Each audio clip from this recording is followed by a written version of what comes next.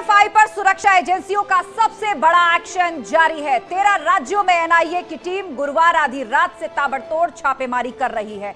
106 ठिकानों पर, कुल मिलाकर पूरे देश के अंदर 106 ठिकानों पर एनआईए ने छापेमारी की है, जिनमें से केरल के 22, कर्नाटक के 20, महाराष्ट्र के 20, तमिलनाडु के 10 ठिकानों पर छापेमारी हुई है।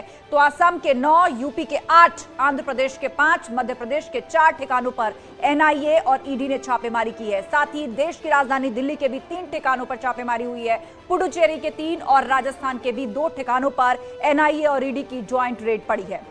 अब आपको पीएफआई के उन गुनाहों, उन आरोपों के बारे में बताते हैं जिनके चलते सुरक्षा एजेंसियां पीएफआई पर यह बड़ी रेड्स कर रही हैं। पहली तारीख 11 जुलाई 2022, 2047 तक देश को इस्लामिक राष्ट्र बनाने का प्लान। जनवरी 2022, कर्नाटक हिजाब केस को भड़काने का आरोप। 2020 में दिल्ली में दंगे भड़काने का आरोप और 2020 के अंदर ही सीएए विरोधी हिंसा का पीएफआई कनेक्शन। साथ ही 2019 सीएए के खिलाफ मंगलुरु में हिंसा और 2016 में कर्नाटक में आरएसएस नेता की हत्या का आरोप। और पीछे चले जाइए, 2012 केरल में 27 राजनीतिक हत्याओं का आरोप पीएफआई जैसे संगठन पर। और यह तो बात रही देश की। अगर उत्तर प्रदेश की बात करें तो यूपी में भी बड़ी कार्रवाई देखने को मिली है। यूपी एटीएस भी ऑपरेशन में शामिल है और अभी तक कुल मिलाकर 8 संदिग्धों को गिरफ्त में लिया जा चुका है। लखनऊ, वाराणसी, बाराबंकी, बहराइच से लेकर गाजियाबाद, मेरठ, नोएडा समेत कई शहरों में बड़े पैमाने पर छापेमारी की जा रही है। तो आज इसी पर डिबेट, लेकिन उससे पहले आप ये रिपोर्ट देखिए।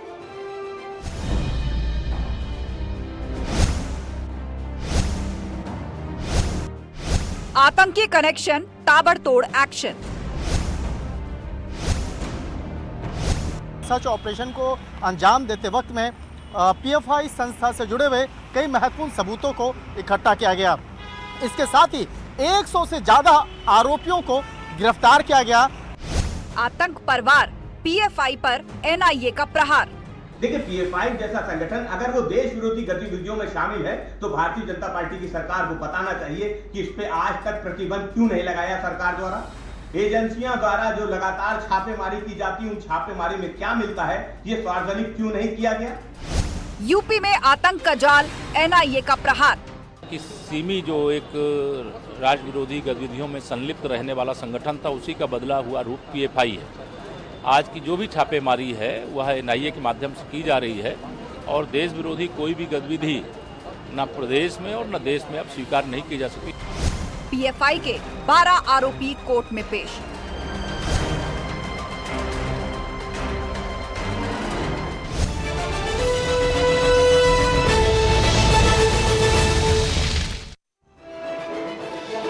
तो पीएफआई जैसे संगठन पर अगर पूरे देशव्यापी बात की जाए तो कराटे के नाम पर हथियार चलाने की ट्रेनिंग, हिजाब मामले को भड़काना, टेरर फंडिंग समेत गजवाए हिंद को कैसे आगे ले जाना है, कैसे पूरे देश में इसे मिशन की तरह चलाना है, इस जैसे बड़े संगीन आरोप हैं जो देश की सुरक्षा के लिए एक बहुत बड़ा प्रश्न चिन्ह है। इसी पर चर्चा के लिए पूरा गेस्ट पैनल हमारे साथ जुड़ चुका है और सवाल यही है कि क्या पीएफआई जैसे संगठन को बैन नहीं कर देना चाहिए।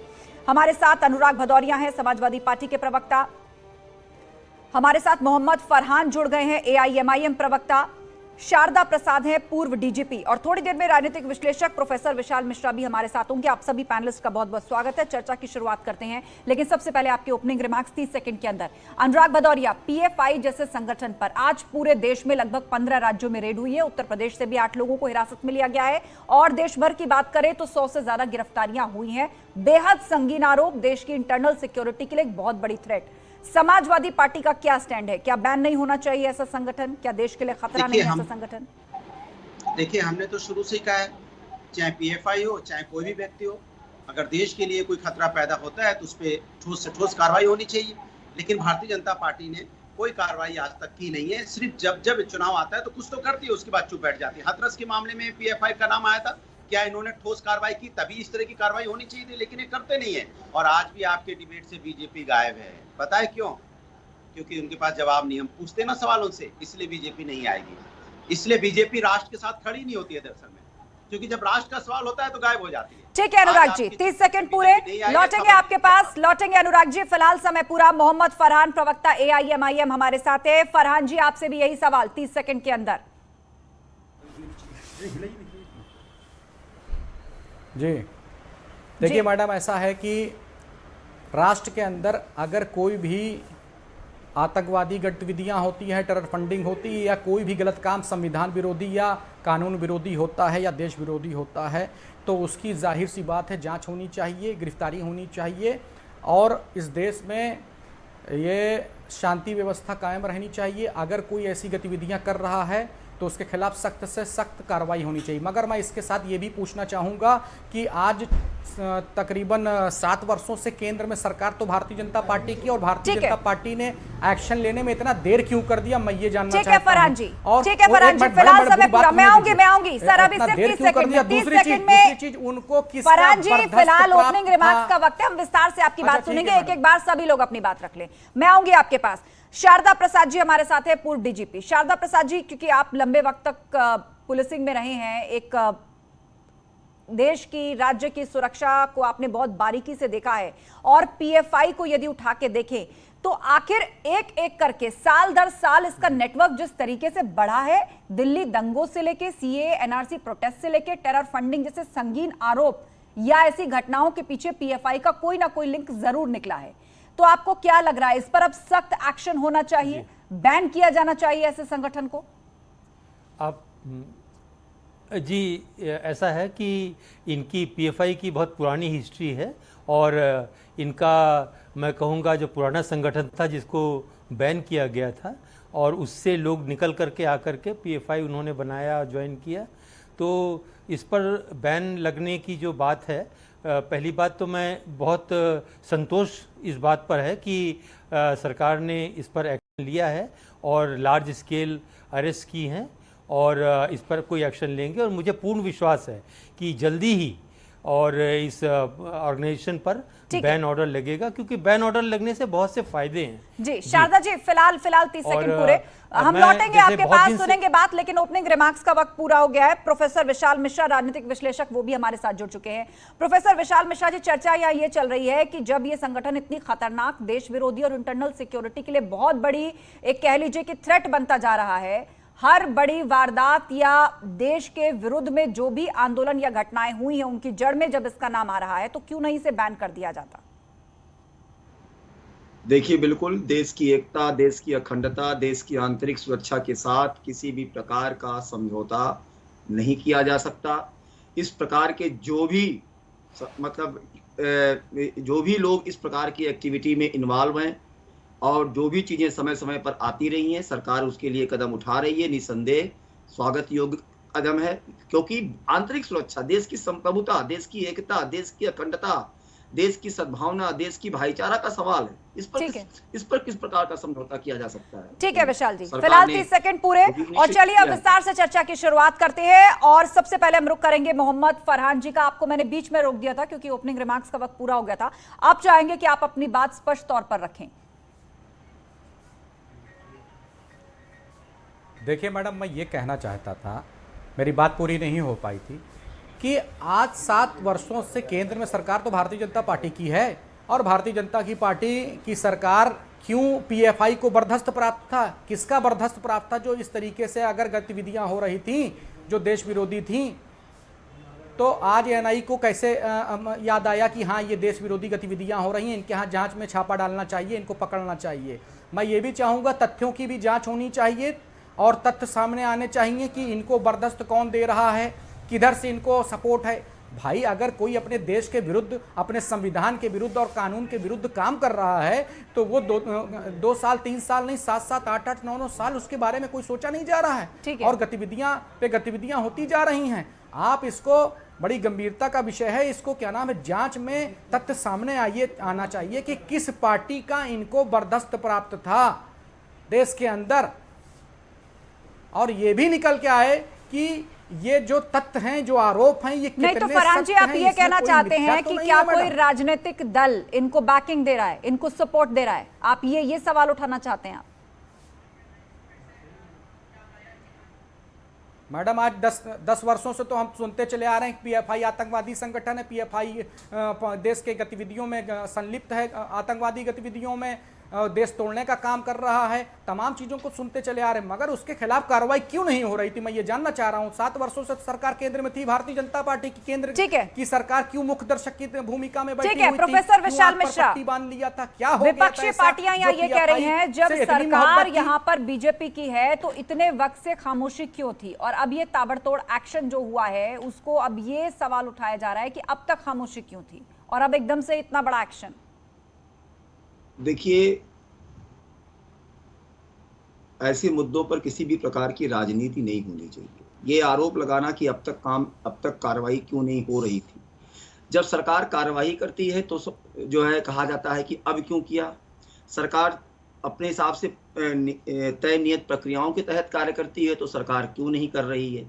ये पहली बार नहीं है, अगर आप देखें तो इसके पहले भी एनआईए जांच करी है, एनआईए ने छापे मारे हैं, ईडी ने भी छापे मारे हैं, ईडी ने भी कार्रवाई की है, लेकिन धीरे धीरे अब देखिए जो भी चीजें आ रही थी, जब भी चीजें बात होती थी तो कहीं ना कहीं कुछ ना कुछ कोई ना कोई कनेक्शन निकल के आ रहा था। न्यूज में, मीडिया में इस बात की लगातार चर्चा बनी रहती थी। तो अब सरकार कार्रवाई कुछ तय नियत प्रक्रियाओं के तहत ही हुई होगी ना। और देखिए क्या है बेसिकली बात, बार बार बैन कर देना ये कोई सोल्यूशन बहुत लंबे समय तक नहीं होता है, क्योंकि आवरण बदल लिया जाता है। तो कहने का मतलब यह है कि ऐसी किसी भी प्रकार की चीजें दोबारा रिपीट ना हो पाए, उसके लिए उसके जड़ों पर काम करना आवश्यक है। आज की डेट में जो देखिए, जो सिमी का परिवर्तित रूप था, वही तो बाद में जो है बहुत सारे लोग थे, वही जो है जो प्रतिबंधित संगठन हुआ बाद में, उसी के बहुत सारे लोग आकर इसमें ज्वाइन किए। तो कहने का मतलब क्या है कि चीजें कहीं ना कहीं एक छद्म आवरण के उसमें चीजें चलती रहती हैं। तो सरकार अपना काम करती है और जो भी तथ्य हैं, जो भी चीजें हैं, वो सामने आएंगी। कुछ बगैर तथ्यों के आपने एक बड़ी बात कही कि इन मामलों पर जो देश की इंटरनल सिक्योरिटी से जुड़ी हुई है, प्रोफेसर विशाल मिश्रा, आपने एक महत्वपूर्ण बात कही कि जो बातें, जो चीजें देश की इंटरनल सिक्योरिटी से जुड़ी हुई हैं, उन पर राजनीति नहीं होनी चाहिए। अनुराग भदौरिया, मेरा आपसे सीधा सवाल यही है कि क्या विपक्षी पार्टियां राजनीति नहीं कर रही? आज जब लेफ्ट पार्टियां सवाल उठाती हैं कि छापे तो पड़ रहे हैं लेकिन मिला क्या सरकार खुलासा नहीं कर रही है, एनआईए जैसी टॉप एजेंसी यदि छापे डाल रही है, लोगों को पकड़ रही है, तो क्या हर जानकारी पब्लिक डोमेन में दी जा सकती है? इस तरह के सवाल खड़े करके आप अपनी ही इंटरनल सिक्योरिटी को उसको चैलेंज नहीं कर रहे हैं क्या? बाधा नहीं बन रहे हैं क्या? देखिए, पैनल में जितने लोग बैठे हैं सबने एक ही बात कही है, देश का आंतरिक सुरक्षा सबसे बड़ी चीज है। राष्ट्र की एकता और राष्ट्र की सुरक्षा से बड़ा कुछ नहीं है। अगर कोई संगठन राष्ट्र की सुरक्षा के साथ खिलवाड़ कर रहा है तो उस पर कार्रवाई होनी चाहिए। लेकिन इस बात कहने के लिए, इस बात को रखने के लिए भारतीय जनता पार्टी नहीं आई। मतलब उसको राष्ट्र से कोई लेना देना नहीं, राष्ट्र का मुद्दा है। अनुराग जी, ये सवाल आप पर भी आता है, ये सवाल कांग्रेस पर भी आता है, जिन्होंने पूर्व में सरकारें चलाई हैं, ये सवाल सब पे आता है। दिक्कत हो जाती है। आप चुप रहिए ना, मैं सरकार से बात कर रहा हूँ, आपसे नहीं पूछ रहा हूँ, आप परेशान मत होइए। मैं परेशान नहीं हो रही हूँ, मैं कह रही हूँ कि इस पर राजनीति नहीं होनी चाहिए। सरकारें आपने भी चलाई हैं, आपने ओपनिंग रिमार्क्स में कह दिया था अनुराग जी कि सरकार नहीं है, सरकार जवाब नहीं देना चाहती, वो बात आ गई। मैं चाहती हूँ अब उसके आगे की बात आप करें। मैं टोकूंगा, न्यूज 18 पे उठ के चला जाऊंगा। मैं आपका नौकर नहीं लगाऊं, दूसरे लोग बोलते हैं तो आप सुनती रहती हैं। मैं बोलना शुरू करता हूं। अनुराग जी, आप आगे की बात करिए, ये पॉइंट तो आप रख चुके। सुन लीजिए, तो चुप रहिए ना, एक मिनट बोलने दीजिए मुझे। आराम से बात करिए अनुराग जी, आपकी बात सुनी जा रही है, ऐसे गुस्से में मत आइए। नहीं, राष्ट्र का मामला है। हाँ, राष्ट्र का मामला है, धैर्यवान होकर अपनी बात रखिए, तथ्य रखिए अपने, चिल्लाने से क्या होगा? बीजेपी की बात कर रहा हूँ, आपकी बात नहीं कर रहा हूँ। अगर आप अपने को बीजेपी समझती है तो मुझे शर्म आती है कि आप बीजेपी की हैं। अब सुन लीजिए, आप, मैं कह रहा हूं कि भारतीय जनता पार्टी ऐसे मुद्दे पे नहीं आई, जबकि ये राष्ट्र का मामला है, उससे जवाब मांगना था। सरकार है उनकी, केंद्र में भी राज्य में भी सरकार है, और इस तरह की अगर पीएफआई इस तरह की घटनाएं कर रही है, इस तरह की घटनाएं हुई है पहले पूर्वांचल में भी, जब हाथरस का मामला हुआ तो इस तरह की बातें आई थी। तो सरकार 8 साल से क्या कर रही है? आज सरकार हाथ पे हाथ रख के क्यों बैठी रहती है? सरकार का इंटेलिजेंस डिपार्टमेंट क्या करता है जो इतना फंड भी आ जाता है बैंक में फंड आता है तो कहां से आता है? अगर किसी तरह से दूसरे तरीके से फंड आता है तो कैसे आता है? सरकार को पता नहीं चलता। वैसे तो हर बात सरकार फट से पता लगा लेती है, लेकिन ये पता नहीं चल रहा जो देश की सुरक्षा का मामला है। 8 साल से आप ये पता नहीं लगा पाए। ठीक है, मैं सरकार से पूछना चाहता था, लेकिन शर्म की बात है कि आपके डिबेट में भारतीय जनता पार्टी नहीं। अनुराग जी, इस छापेमारी में राज्य की एटीएस भी शामिल है, राज्य की एटीएस भी शामिल है। आपने भी राज्य में सरकार चलाई है और आप कह रहे हैं कि बीते 10 सालों में इसका नेटवर्क फला फूला है, तो जद में आप भी आते हैं और बसपा भी आती है। भारतीय जनता पार्टी की सरकार है, भारतीय जनता पार्टी की सरकार राज्य स्तर पर अपनी जिम्मेदारी से पल्ला कैसे झाड़ सकते हैं? की चिंता नहीं है, शर्म है। और आप भी कहिए मेरे साथ कि भारतीय जनता पार्टी का प्रवक्ता यहाँ जवाब देने नहीं आया। जी बोलने का मौका दीजिएगा थोड़ा सा। ठीक है, उनकी मानसिकता पे शक हो रहा है, कहीं ना कहीं उनकी मानसिकता। ठीक है, बात आ गई आपकी, डिबेट से भागे हैं। ठीक है, बात आ गई अनुराग जी। हाँ, यहाँ पर बात रखना चाहते हैं फरहान जी, बोले फरहान जी। देखिए आस्था जी, मेरी आवाज आप तक आ रही है ना? हाँ जी, आ रही है, बोलिए। हेलो, मेरी आवाज आप तक आ रही है ना? जी जी फरहान जी, आ रही है आपकी आवाज। देखिए अनुराग जी बड़ी शालीनता से डिबेट करते, देखिए अनुराग भदौरिया जी बड़ी शालीनता से डिबेट करते हैं। मैं उनके साथ कई बार कई चैनलों पर रहा, मगर आज उन्होंने जो आपके साथ अभद्रता की है, मैं इसकी मतलब बड़े कड़े शब्दों में निंदा करता हूं। अनुराग जी को ऐसा लग रहा था पीएफआई की जांच नहीं हो रही बल्कि समाजवादी पार्टी की जांच हो रही हो। आपको उत्तेजित एंकर पे होने की क्या आवश्यकता थी? ये ठीक नहीं है। महिला का सम्मान सर्वोपरि होना चाहिए। अब मैं अपनी बात करना चाहता हूँ। भारतीय जनता पार्टी के प्रवक्ता इसलिए नहीं आए क्योंकि उन्हें पता है कि वो जवाब नहीं दे पाएंगे। 7 वर्ष से भारतीय जनता पार्टी की सरकार केंद्र में है और केंद्र में दिल्ली में पीएफआई का ऑफिस है। पीएफआई के ऑफिस की जांच क्यों नहीं हुई? पीएफआई आज तमाम गतिविधियों में संलिप्त है, इसकी जानकारी एनआईए को, आईबी को, रॉ को, सबको है। अगर तो उस पर अब तक जांच पर रोक क्यों लगी हुई थी? अभी हमारे साथी एक कह रहे थे कि समय लगता है। अरे भाई कितना समय लगेगा? महीना, 2 महीना, 3 महीना, साल भर, 2 साल की 8-8, 9-9 साल आप क्या नाम है समय देंगे किसी को फल फूलने के लिए? जब वो इतना बड़ा जहर का समुंदर हो जाएगा जिसमें क्या नाम है कोई आदमी बच नहीं पाएगा, तब आपको लगेगा कि हाँ अब इसका इलाज होना चाहिए। कैंसर बनाने से पहले जब फोड़ा रहे तभी फरहान जी, आपने केंद्र सरकार पर सवाल खड़े किए। फरहान जी एक मिनट, मेरा सवाल है आपसे। फरहान जी मेरा सवाल है आपसे, आप लोगों ने केंद्र सरकार पर सवाल खड़े किए, लेकिन क्या राज्य सरकारें अपनी जिम्मेदारी से बच सकती हैं?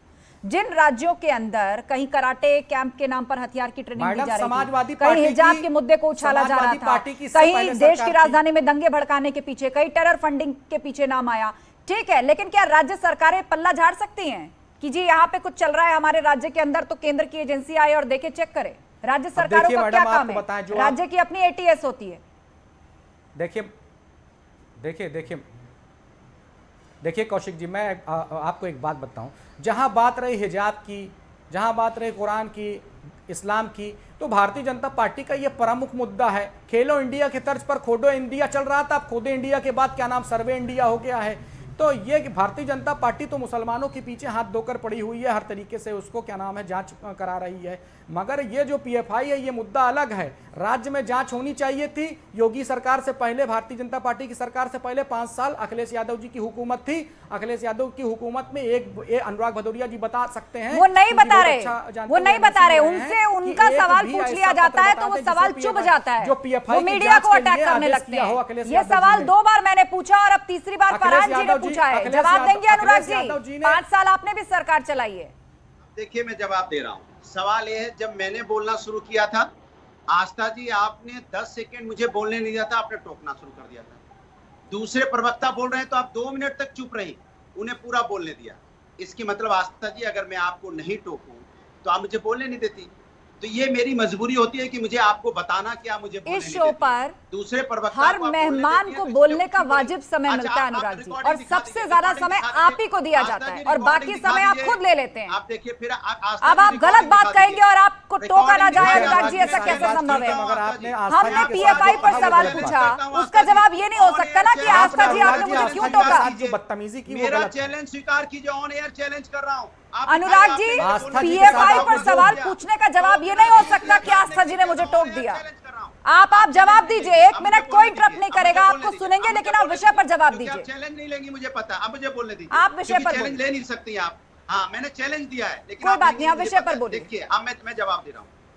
जब से देश में 8 साल से भारतीय जनता पार्टी की सरकार है, किसी की हिम्मत भारतीय जनता पार्टी से सरकार का सवाल पूछने का नहीं है। सिर्फ समाजवादी ऐसी पार्टी है जो भारतीय जनता पार्टी से नजर में नजर डाल के, आंखों में आंखें डाल के सवाल पूछती है कि ये बताइए कि आपकी सरकार इतने दिनों से है, आपने क्या किया। हम तो हमेशा कहते हैं राष्ट्र के विरुद्ध में अगर कोई काम कर रहा है, अगर किसी के राष्ट्र के खिलाफ कोई एक्टिविटीज हो रही है, तो आप इतने दिन से क्या कर रहे थे? आप ये बताइए कि आपने जो फंडिंग आती है, फंडिंग के ऊपर आपने क्या किया? क्या आपने 1 सेकंड में आप यहाँ नोटबंदी कर सकते हैं, लॉकडाउन लगा सकते हैं, लेकिन जो फंड ट्रांसफर आ रहा है वो आप आज तक नहीं पकड़ पाए। कहां से आ रहा है, कैसे आ रहा है, आप बताइए ना। हमें तो आपसे पूछ रहा हूं, और आप ये भी बताइए जब आप पकड़ते हो तो आप क्या कार्रवाई कर रहे हैं, ये भी बताइए। क्योंकि होता क्या है आस्था जी, भारतीय जनता पार्टी काम नहीं करती है। अगर ये सही मामले में काम करे तो बात हो। अब आप कर रहे हैं पीएफआई के ऊपर एक्टिविटीज करनी चाहिए, क्योंकि हमेशा से देखिए पैनल में जितने लोग बैठे हैं और राष्ट्र की सुरक्षा की जब भी बात होगी सब एक ही शब्द बोलेंगे कि राष्ट्र की सुरक्षा से खिलवाड़ नहीं होना चाहिए, राष्ट्र की सुरक्षा के साथ कोई समझौता नहीं होना चाहिए, चाहे पीएफआई हो चाहे अनुराग भदौरिया हो। अगर कोई राष्ट्र के खिलाफ कार्रवाई का काम करेगा तो सजा मिलनी चाहिए। लेकिन भारतीय जनता पार्टी राष्ट्र के मुद्दे पे नहीं आएगी, ये चिंता की बात नहीं है। आप ही मेरे साथ बोलिए ना, चिंता की बात है, इस मुद्दे पे भारतीय जनता पार्टी नहीं आई, क्यों नहीं आई? मैं सवाल है, ये बहुत बड़ा सवाल है। अनुराग जी देख रहा है इस बात को कि भारतीय जनता पार्टी सरकार की तरफ से जवाब देने को नहीं आई, क्यों नहीं आई? क्या उनके मन में चोर है, क्या उनके मन में चल रहा है, क्या छुपाना चाहते हैं, बताएं। क्या फरहान जी, उनका कहना स्पष्ट है कि एजेंसी अपना काम कर रही है। उनका कहना स्पष्ट है, एजेंसी अपना काम कर रही है। फरहान जी, मिला आपको आपके सवाल का जवाब? आपने पूछा था सपा की भी सरकार रही, उन्होंने राज्य स्तर पर क्या किया इंटरनल सिक्योरिटी? देखिए सुनिए, फरहान जी, मिला आपको जवाब?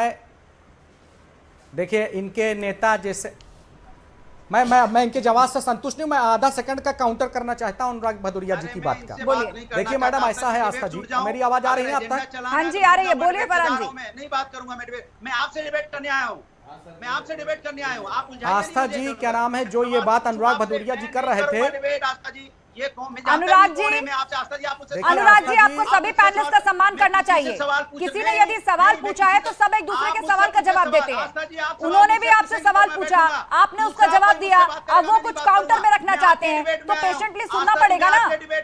डिबेट आपकी मीडिया के साथ नहीं है ना अनुराग जी, डिबेट आपके पैनलिस्ट के साथ है ना, सब अपनी अपनी राय रख रहे हैं और आपसे कोई सवाल पूछा गया है, मेरे से डिबेट करने आए आप, न्यूज़ 18 से डिबेट करने आए आप, यही त्रासदी है, ये बहुत बड़ी त्रासदी है अगर आपको ऐसा लग रहा है और आप ऐसा सोच रहे हैं। आप अपनी पार्टी का पक्ष रखने के लिए आए हैं अनुराग जी, कोई सवाल यदि आपसे पूछा गया है तो आप स्पष्ट तौर पर अपनी राय रखिए, अपने फैक्ट्स रखिए।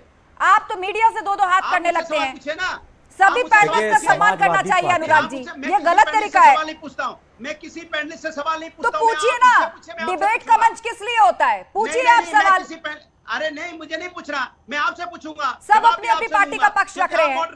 आप यदि किसी पर आरोप लगा रहे हैं तो कोई आपसे सवाल पूछ रहा है, ये क्या तरीका हुआ? ये कोई चुनाव मंच का भाषण थोड़ी है। अगर आप नहीं पूछ सकती हैं और आपकी हिम्मत नहीं है पूछने की। अनुराग जी शांत हो जाइए, आपने अपनी बात पूरी कर ली है, अब मुझे दूसरे पैनलिस्ट की बात सुननी होगी, मुझे दूसरे पैनलिस्ट की बात सुननी होगी। बोलिए फरहान जी, सबको बराबर समय मिलता है। मैंने आपसे पूछा कि बीजेपी क्यों नहीं आई, आप जवाब देने को तैयार नहीं। मैंने पूछा शांत हो जाइए, मैंने आपको कहा, मैंने उस बात का जवाब आपको दे दिया, बीजेपी क्यों नहीं आई वो आप बीजेपी से जाकर पूछिए, लेकिन उनका कहना स्पष्ट है कि एजेंसी अपना काम कर रही है।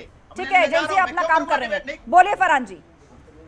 अरे बीजेपी इसलिए नहीं आई है, देखिए जो अनुराग जी पूछ रहे थे बीजेपी क्यों नहीं आई, बीजेपी इसलिए नहीं आई, उसने अपने छोटे भाई समाजवादी पार्टी को बैठा रखा पैनल में, इसलिए नहीं आई है, क्योंकि आधा काम बीजेपी का समाजवादी पार्टी करती है, इसमें कोई दो राय नहीं है। दूसरी बात मैं कहना चाहता हूं, अनुराग जी महिलाओं का सम्मान करना सीखिए, समाजवादी पार्टी में महिलाओं का सम्मान नहीं होता है। आपकी ही राष्ट्रीय अध्यक्ष की पत्नी श्री डिंपल यादव जी के साथ आप पार्टी के कार्यकर्ताओं ने बदमाशी करने का काम किया, उन्होंने मंच पर से कहा कि मैं भैया से शिकायत करूंगी। तो मैडम आप तो एंकर हैं, ये सोच लीजिए, जब वो राष्ट्रीय अध्यक्ष की पत्नी के साथ समाजवादी पार्टी के कार्यकर्ता बदतमीजी करने पे आतुर हो गए, तो आप तो एंकर हैं, ये प्रवक्ता आपके साथ भी इस तरह की बदतमीजी करते हैं। मगर मैंने अपने पहले कड़े शब्दों में इसकी निंदा की कि महिला का सम्मान सर्वोपरि है। आप एंकर से पहले एक महिला है, एक बहन है, एक बेटी है। अनुराग जी ने जो आपके साथ बातें कही वो बिल्कुल गलत है, निंदनीय है। पीएफआई का अपने मुद्दा अलग है, मगर महिला सम्मान सबसे पहली सर्वोपरि रहेगा। दूसरी बात, समाजवादी पार्टी के प्रवक्ता कह रहे थे अखिलेश यादव समाजवादी पार्टी राष्ट्र के मुद्दे पर सबसे पहले बात करती है। अरे कौन से मुद्दे पर आपने बात की है भाई? आप तो विधानसभा के अंदर केवल बात करते हैं कि हमने इकाना स्टेडियम बना दिया, हमने ये बना दिया, हमने वो बना दिया, जैसे लगता है कि सफाई की से जमीन बेच करके क्या नाम है सारी चीजें बनवा दी हो आपने। हाँ, अरे सरकार का फंड था, सरकार को पैसा कौन देता है? जनता देती है ना, तो जनता के पैसे से आपने बनवाया। और उसके बाद क्या नाम है, आप किसकी उपलब्धियां गिनवा रहे हैं? न जाने कितने भ्रष्टाचार हुए, लैपटॉप घोटाला, उसके बाद गोमती रिवर फ्रंट घोटाला, तमाम खनन घोटाला इतने हैं कि जिसका मतलब कि बताने लायक नहीं है। हजारों करोड़ रुपए की सीएजी की रिपोर्ट है, 97,000 करोड़ रुपए की यूपी की सरकार में गमन हुआ था, जिसके पास क्या नाम है कोई प्रमाण नहीं है, डाटा नहीं है, दे पाए हैं।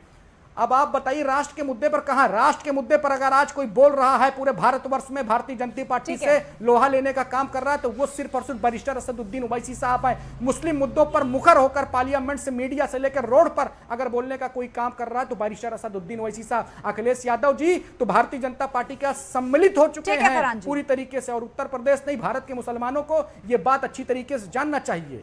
ठीक है, और जो बातें आपने रखी उनका जवाब देने के लिए अनफॉर्चुनेटली अनुराग भदौरिया डिबेट छोड़कर जा चुके हैं। उन्हें इस बात से एतराज था कि किसी दूसरे पैनलिस्ट ने उनसे सवाल क्यों पूछा, जबकि डिबेट्स का मंच इसीलिए होता है कि हर कोई अपनी अपनी राय रखता है, अपनी पार्टी का पक्ष रखता है, एक दूसरे पर अटैक, काउंटर अटैक सब होते हैं। सम्मान के दायरे में सबको अपनी बात रखने का मौका दिया जाता है, और बतौर एंकर ये मेरी भी जिम्मेदारी है कि सबके व्यूज सबको उचित समय दिया जाए और किसी तरह की यहां पर एक दूसरे के लिए कोई डेरोगेटरी रिमार्क्स पास ना करे। उनसे बार बार सवाल पूछा गया, लेकिन वो डिबेट छोड़कर जा चुके हैं। बहरहाल प्रोफेसर विशाल मिश्रा हमारे साथ हैं। प्रोफेसर विशाल मिश्रा, पीएफआई को लेकर हम चर्चा कर रहे थे और सवाल यहां पर ये आ रहा है कि क्या राज्य सरकारें अपनी जिम्मेदारी से बच सकती हैं? बेशक केंद्रीय एजेंसियां अपना काम कर रही हैं, वो उसके टेरर लिंक्स तलाश रही हैं, लेकिन एक राज्य के अंदर क्या हो रहा है, या इस तरह का कोई सिंडिकेट बढ़ता जा रहा है, उसकी शाखाएं खुलती जा रही हैं, तो क्या राज्य सरकारों की भी जिम्मेदारी बनती है यहाँ पर? राज्य सरकारों की जिम्मेदारी भी उतनी ही महत्वपूर्ण है जितनी केंद्र सरकार की जिम्मेदारी। केंद्र सरकार के अंतर्गत केंद्रीय एजेंसियां हैं, राज्य सरकारों के अंतर्गत राज्य की अपनी एजेंसियां हैं। आंतरिक सुरक्षा का मसला केवल एक तरफा नहीं हो सकता कि केवल हम ये कह दें कि केवल केंद्र सरकार की जिम्मेदारी है। दोनों का बराबर का अपना भूमिका होता है। हाँ, ये जरूर है कि केंद्र सरकार एक अग्रज की भूमिका में होती है, एक संरक्षक की भूमिका में होती है। अब रही बात की, देखिए बात क्या है कि आज सवाल किया जा रहा था और मैं सुन रहा हूँ कि इसके पहले क्यों नहीं हुआ, 8 साल में क्यों नहीं हुआ। अरे उत्तर प्रदेश की एटीएस ने आके दिल्ली में जांच किया था, ऐसा नहीं है। ईडी ने ही जो है वो जो फंडिंग हुई थी उसका जो है तमाम मीडिया में भी आया था, ईडी ने ही उसकी ट्रैकिंग करके वो तमाम सारी चीज़ें जो है उजागर की थी। बट मैं ये जो कह रहा था, मैंने ये नहीं कहा था कि प्रक्रिया होने में देर लगती है। मैंने ये कहा कि प्रक्रिया की समय समय पर कार्रवाइयां चल रही थी, न्यूज में चीजें आ रही थी। लेकिन सवाल ये बहुत इंपॉर्टेंट है कि क्या जो आपने पूछा कि क्या राज्य सरकार का की कोई भूमिका नहीं होती है, मैं पूछना चाहता हूं कि क्या इसके पहले भारतीय जनता पार्टी की सरकार के पहले क्या किसी और की सरकार नहीं थी जो वर्तमान में सरकार है? तो सवाल ये पूछा जाना चाहिए कि आपने क्या किया। नहीं, वो उसका जवाब नहीं दे रहे विशाल मिश्रा जी। ये सवाल बार बार घूम के अनुराग भदौरिया के पास गया, वो उसका जवाब नहीं दे रहे हैं। और जब वो पैनलिस्ट की तरफ से भी पहुंचा तो वो डिबेट ही छोड़कर चले गए।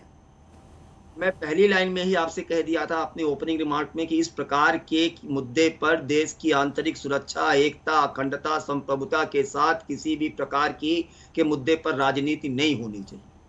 तो यहाँ पर तो राजनीति नहीं की बात ही नहीं है, लेकिन सवाल तो पूछा जाएगा ना कि अरे आपकी भी सरकार रही है तो कम से कम 1-2 जांच, 1-2 कार्रवाई आप भी बता दीजिए कम से कम। और आप कहें 8 साल में क्यों नहीं? अरे 8 साल में, इसके पहले आप समाचार पत्र पढ़िए, न्यूज देखिए, तो कार्रवाई तो हुई है। लेकिन मैं ये कह रहा था कि एक दिन में ही सारी चीजें नहीं हो जाती हैं। ठीक है, आज इतना एक साथ इतने जगहों पर छापेमारी, इतने लोगों के ऊपर, तो चीजें रडार पर नहीं होंगी। और इसके पहले केरल में ही इंटेलिजेंस ने अपना काम किया होगा, उसके बाद पूरा प्लान बना होगा और एक एक करके हर चीज का एक सही समय होता है और इसकी कॉल भी एजेंसीज ही लेती हैं। ठीक है, हमारे साथ शारदा प्रसाद जी भी हैं, पूर्व डीजीपी। शारदा प्रसाद जी, आपसे भी यही सवाल, क्या राज्य सरकारें बच सकती हैं, उनकी कोई जिम्मेदारी नहीं बनती? देखिए, राज्य सरकार हो या एजेंसीज हो, बचने की बात नहीं है, क्योंकि राज्य सरकार काम कर ही रही हैं। और जब हम राज्य सरकार की बात कहते हैं तो एक्चुअली राज्य सरकार के अंडर में पुलिस भी है, इंटेलिजेंस एजेंसीज भी हैं और सीआईडी भी है। और हर डिपार्टमेंट काम करता है, हर डिपार्टमेंट अपने तरीके से इंफॉर्मेशन इकट्ठा करता है, एक्शन भी लेता है। आप कहिए कि पीएफआई के नाम से ही एक्शन होना चाहिए, ऐसा नहीं है। पीएफआई क्या है? पीएफआई कार्यकर्ताओं का दल है और पीछे एक बड़ी सोच है, एक ऑर्गेनाइजेशन है।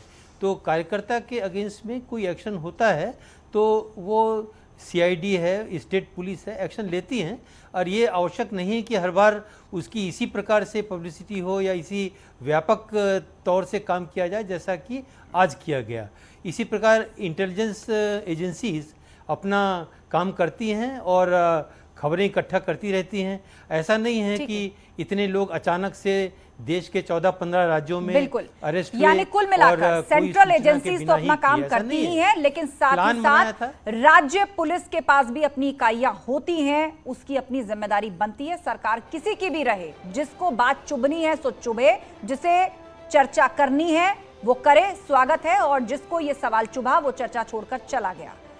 तो कुल मिलाकर आज पीएफआई पर छापे पड़े हैं। देश में 106 लोगों की गिरफ्तारी हुई है। कुल 15 राज्यों में ये छापे डले और उत्तर प्रदेश की बात करें तो यहां से भी 8 लोगों की गिरफ्तारी हुई है। वो पीएफआई जिसका नाम देश के खिलाफ जो बड़े बड़े आंदोलन हुए, कई मुद्दे बने, दंगे हुए, टेरर फंडिंग इस जैसे गंभीर मामलों में सामने आया है। तो यदि किसी राज्य में कोई ऐसा संगठन अपना नेटवर्क पसार रहा है तो ये राज्य सरकार की भी जिम्मेदारी है, और सरकार चाहे जिसकी भी रही हो सवाल पूछा जाएगा, और जिसे बात चुभनी हो चुभे। हम सिर्फ एक मंच प्रदान कर सकते हैं जहां पर सब लोग आकर अपनी अपनी बात रखें, लेकिन यदि किसी के पास बात रखने को कुछ है नहीं या वो कुछ कहना नहीं चाहता तो वो कई बार इस तरह से मंच छोड़कर चला भी जाता है। महाबहस में फिलहाल इतना ही, आगे आपको दिखाते हैं 15 सेकंड में दिन की हर बड़ी खबर।